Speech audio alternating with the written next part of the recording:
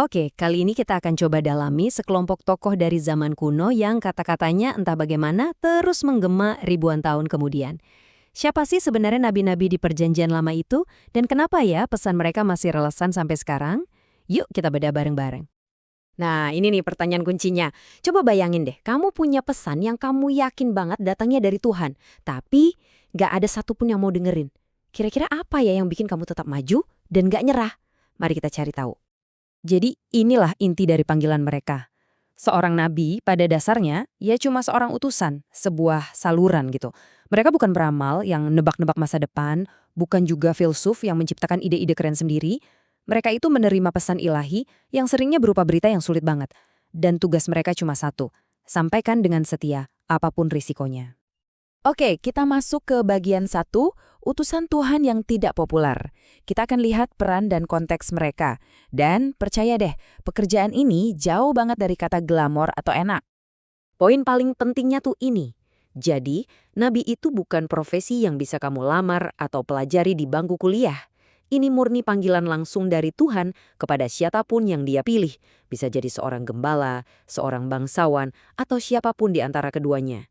Tugas mereka simpel, bicara atas nama Tuhan. Era para nabi yang menulis kitab-kitab ini tuh bukan periode yang tanpa akhir loh. Pelayanan mereka itu terkonsentrasi di satu periode sejarah yang sangat spesifik dan bisa dibilang sangat intens, 400 tahun. Sebuah jendela waktu yang bakal mengubah segalanya. Dan ini nunjukin banget betapa gentingnya masa itu. Para nabi ini nggak bicara di masa yang damai dan tentram. Mereka hidup dan menyampaikan pesan di tengah salah satu periode paling bergejolak dalam sejarah bangsa mereka. Saat kerajaan pecah, diserang, dan akhirnya diasingkan. Nah, disinilah letak konflik utamanya. Mereka menyampaikan pesan yang, jujur aja, nggak mau didengar orang. Pesan soal penyembahan berhala, ketidakadilan sosial, dan keharusan untuk bertobat. Hasilnya, bukannya dihormati, mereka justru menderita karena kesetiaan mereka pada panggilan itu. Bagian 2, penghakiman dan harapan. Jadi sebenarnya apa sih inti pesan mereka? Mungkin kedengarannya kayak kabar buruk terus ya, tapi selalu ada dua sisi dalam satu koin yang sama. Nah, yang menarik banget di sini adalah keseimbangannya. Para nabi ini nggak cuma teriak-teriak soal malapetaka. Betul, mereka mengingatkan kalau setiap tindakan ada konsekuensinya.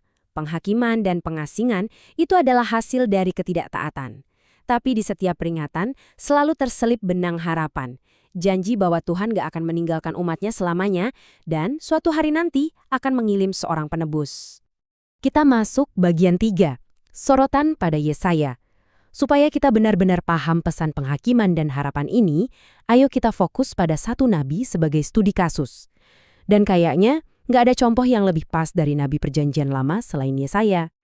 3 kata ini, wow, ini merangkum segalanya. Setelah melihat penglihatan yang luar biasa tentang kekudusan Tuhan, Yesaya sadar betul betapa nggak layaknya dia.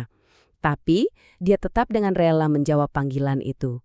Ini bukan soal percaya diri, tapi soal ketaatan. Terus, kenapa Yesaya ini penting banget sampai dijuluki pangeran para nabi? Pelayanannya itu panjang banget, kitabnya luas, dan yang paling utama, fokusnya pada Mesias yang akan datang itu nggak ada tandingannya. Bahkan, para penulis perjanjian baru terus-menerus merujuk ke tulisan Yesaya untuk menjelaskan siapa itu Yesus. Dan ini dia salah satu fakta paling mencengangkan tentang kitab Yesaya. Sebuah kesejajaran dalam strukturnya yang rasanya hampir nggak mungkin kebetulan.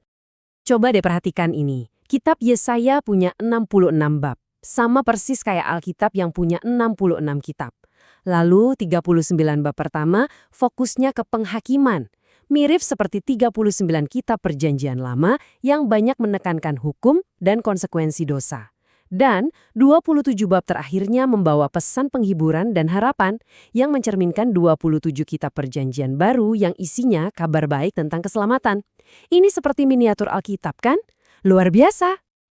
Yesaya memakai metafora yang kuat banget di sini. Untuk mempersiapkan kedatangan Tuhan, sebuah jalan raya spiritual harus dibangun. Ini bukan soal konstruksi fisik ya, ini tentang transformasi di dalam batin kita.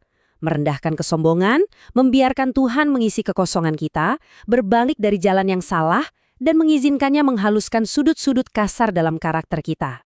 Sekarang kita sampai pada puncak dari nubuat Yesaya, sebuah gambaran yang sangat rinci, sangat jelas, dan jujur mengharukan tentang Mesias yang akan datang, yang ditulis lebih dari 700 tahun sebelum peristiwanya terjadi. Coba kita berhenti sejenak dan resapi kata-kata ini. Ini bukan gambaran seorang raja penakluk yang gagah perkasa, seperti yang diharapkan banyak orang kan? Ini adalah gambaran seseorang yang justru akan menanggung penderitaan orang lain untuk membawa kesembuhan. Yesaya 53 ini menguraikan dengan sangat jelas siapa hamba yang menderita ini. Dia nggak akan disambut sebagai pahlawan, tapi malah akan ditolak. Penderitaannya bukan karena kesalahannya sendiri, tapi sebagai ganti dosa orang lain. Dan yang paling penting, melalui penderitaannya itulah akan datang pembebasan dan penyembuhan. Dan disinilah semuanya terhubung. Ratusan tahun setelah Yesaya menulis kata-kata ini, Yesus dari Nazaret berdiri di sebuah sinagoge, membaca dari gulungan kitab Yesaya, dan pada intinya bilang, ini lagi ngomongin aku. Nubuat kuno ini menemukan pemenuhannya secara langsung di dalam perjanjian baru. Jadi kita tutup dengan pertanyaan ini. Terlepas dari apa keyakinan pribadi kita, dampak dari para pembawa pesan yang nggak populer ini tuh nggak bisa disangkal. Pesan mereka tentang penghakiman dan harapan, terutama nubuat-nubuat yang begitu spesifik dari Yesaya, telah membentuk cara berpikir, budaya, dan bahkan sejarah dunia selama berabad-abad. Ini jadi semacam bukti ya, tentang kekuatan kata-kata yang diucapkan dengan keyakinan penuh.